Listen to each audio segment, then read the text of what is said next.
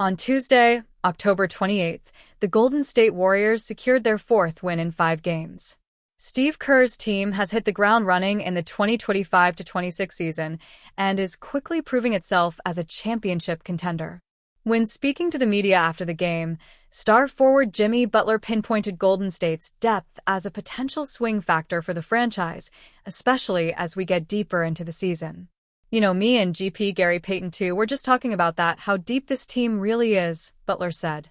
And, we don't have certain guys back yet or in full motion of what they could and will be doing. It's a good thing for us, and it's a scary thing for everybody else.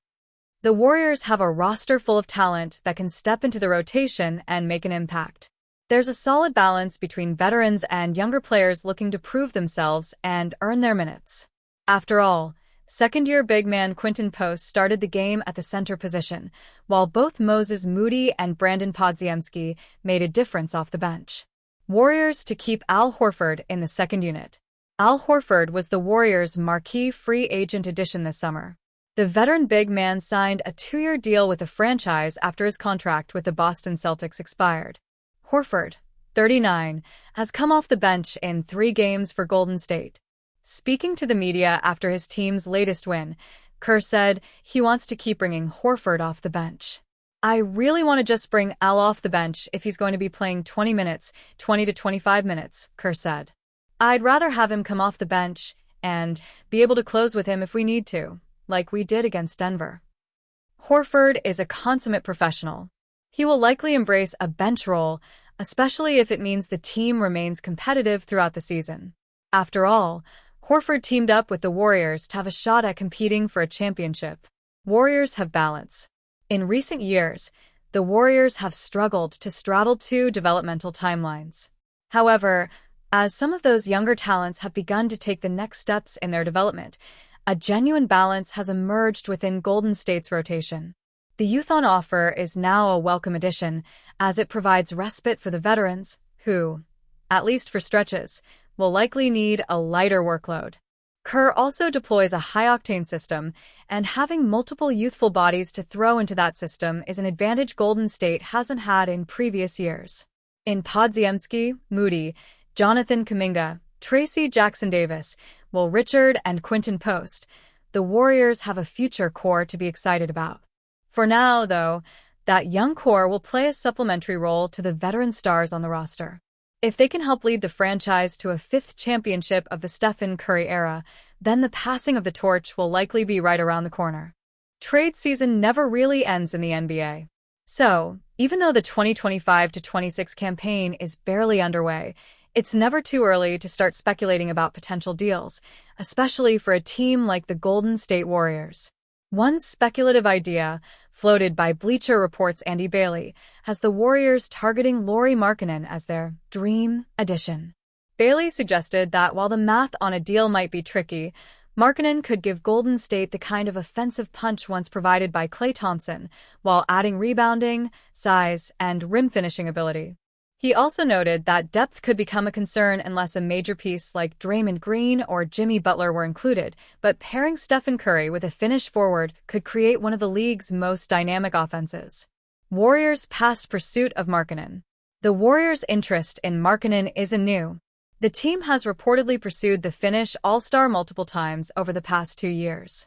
According to Sports Illustrated's Chris Mannix, the Utah Jazz are now very open to moving Markkanen, a stark contrast to 2 summers ago, when they declined Golden State's offer.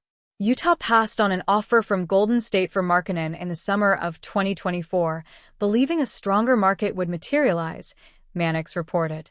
It didn't, and right now there is a belief that the Jazz are very open for business on their 28-year-old ex-All-Star. NBA insider Mark Stein later confirmed that Golden State had offered multiple first-round picks for Markkanen, but refused to include Jonathan Kuminga or Brandon Podziemski.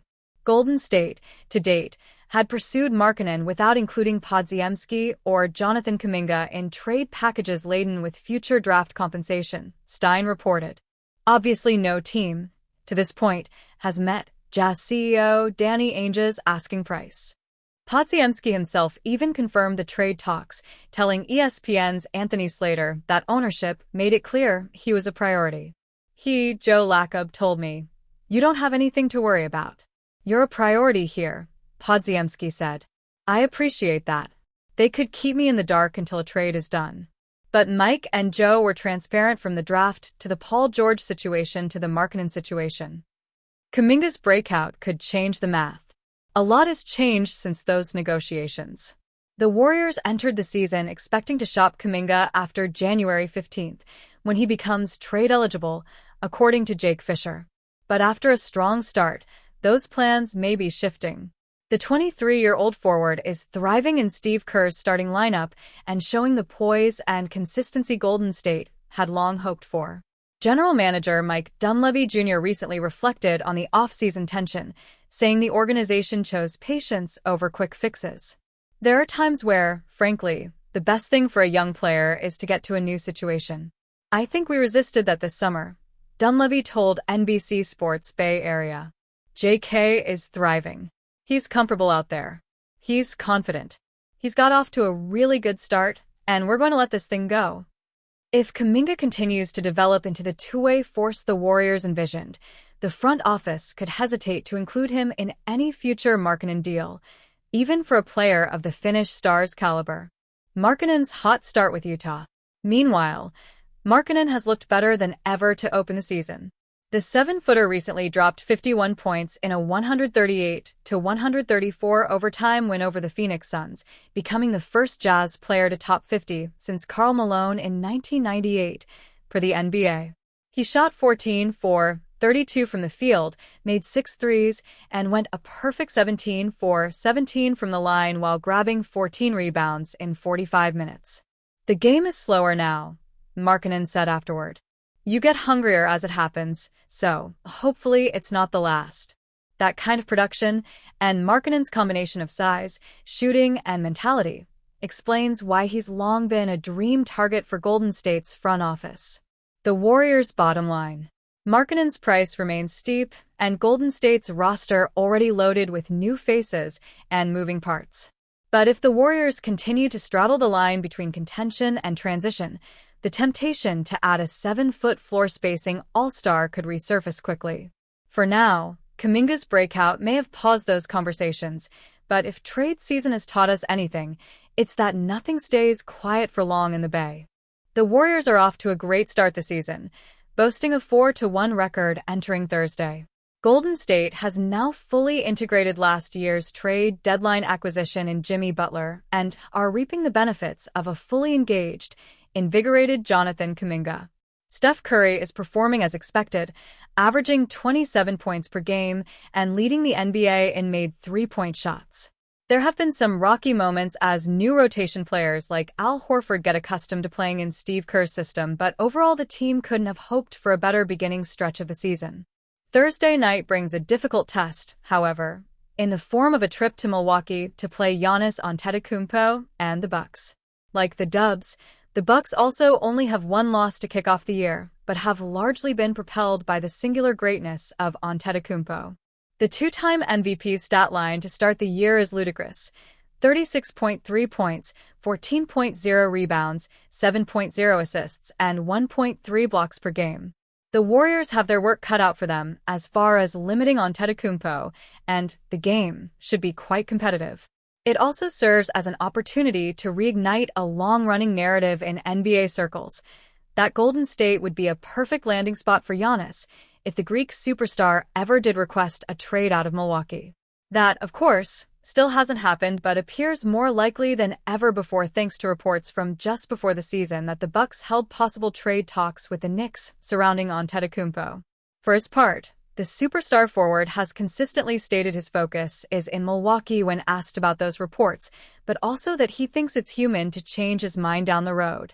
Overarching above all these recent developments is Antetokounmpo's long-standing refrain that his first priority is winning, and he doesn't want to be part of an organization that isn't both capable of and dedicated to pursuing championships.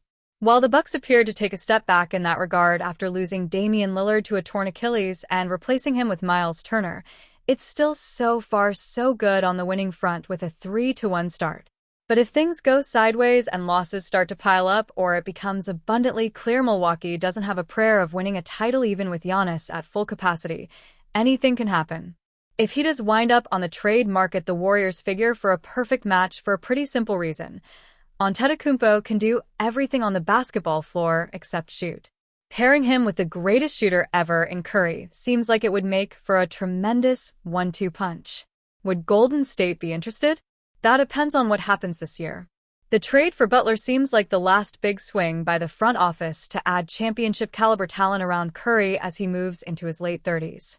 But if it doesn't work out this year, the temptation will be strong to take an even bigger swing in that scenario rather than hope matters improve next season, given Curry will only decline year over year. And Giannis would make for a natural target. As a fun thought exercise, let us explore what a Warriors-Giannis trade might look like given the state of both teams' rosters, as well as the realities of the modern NBA as it relates to apron restrictions. How apron status affects Bucks, Warriors' ability to make trades. Looming over any potential trade possibilities is whether the teams involved are handcuffed by their apron status. In this scenario, the Warriors face some restrictions as a result of their apron status. Thanks to their $205 million payroll and the decision to use last offseason's mid-level exception on Al Horford, Golden State is hard-capped to the second apron with only $2 million of room below that second apron. This means, in any trade, the Warriors cannot take on more money than they are sending out. Furthermore, they cannot aggregate contracts if the end result puts them over the second apron. The Bucks, on the other hand, have no such restrictions. Their collective payroll of $178.8 million puts them at $17 million below the first apron and $29 million below the second apron. The team is therefore capable of taking back more money than they're sending out in a given trade, up to 125% of what they send out. In context of this hypothetical, it means the Warriors are capable of trading multiple players for Antetokounmpo's $54 million salary, but they have to get rid of at least $54 million in salary in the process.